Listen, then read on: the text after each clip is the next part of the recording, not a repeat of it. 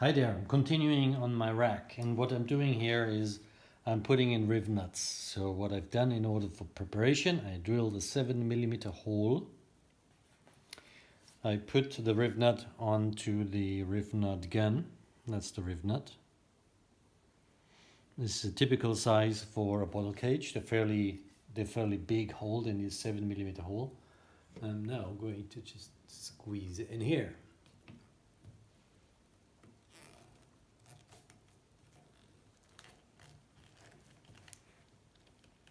And that was that.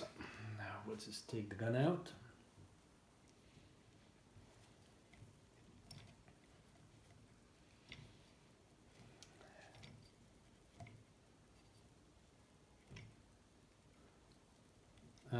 There's probably a more elegant way, but I don't like to adjust it every single time.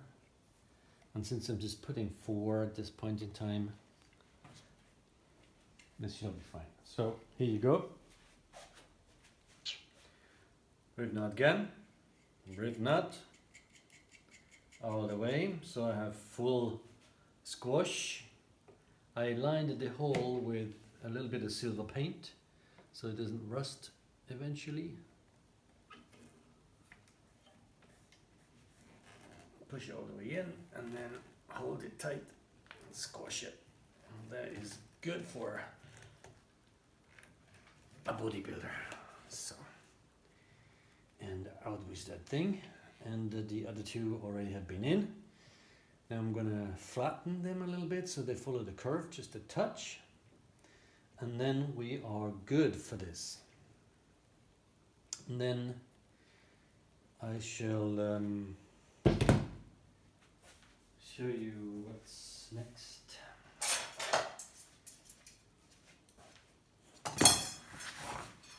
So hammer. I'm just going to show you. I'm just tapping it round so it follows the curve of the fork a little bit better. And that's it. There we go. Now, here's what I've done so far. I have aluminium rod. This material came off a clothes horse, believe it or not, that collapsed. Let me measure it for you.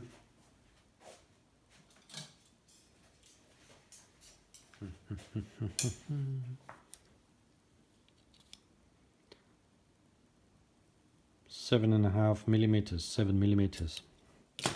And then I have just flattened it with my little vise. Flattens really easy. Drill the hole, and that's the hole that I need for the Rivnut. So here's what we're going to do. I'm going to change the tire first because I need to make sure I have enough clearance, and then I'm going to go from this point to here, and I will flatten this but in another direction and turn it around so that I can bolt it down this way. Actually, no, I'm going to go for this point first. Let me think about that, and then there will be another one this way. So this one's more important. Can actually go on the inside hole here in the front.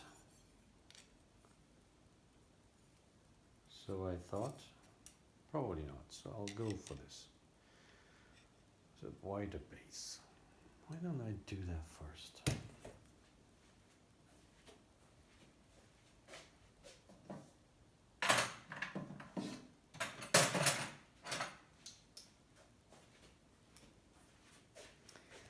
So, are you with me? Just imagine the angle. Going from this point to horizontal. How easy will this be? Easy enough. Not bad. Work works well. Not sure how strong this is. I will do some trials and tribulations in order to make sure that we are good. Yep. Let me see, is this cracked? Is it cracked? Is it? No, it's good.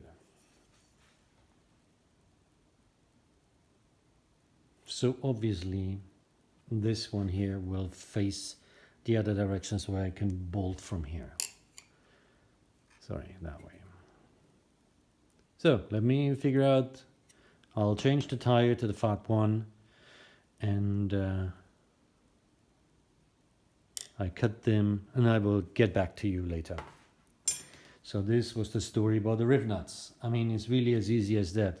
You drill, in this case, a 7mm hole, stick it on the gun, pull it, Bob's your uncle. And I always put a little bit of paint on the raw metal after I drilled the hole, just to prevent rust. And also that will glue it a little bit. You could also use epoxy, but it's not really necessary, I feel. So that's that. Second insulation for this front rack. Maybe I should bring you back here. I have done a little bit off camera since we last spoke. I've put a riv nut in this direction, so there's the bolt in here already. You see, there's a riv nut here, and I put riv nuts here and there, and that holds the cross member. So these were harvested from a rack. I don't know who had this done and why.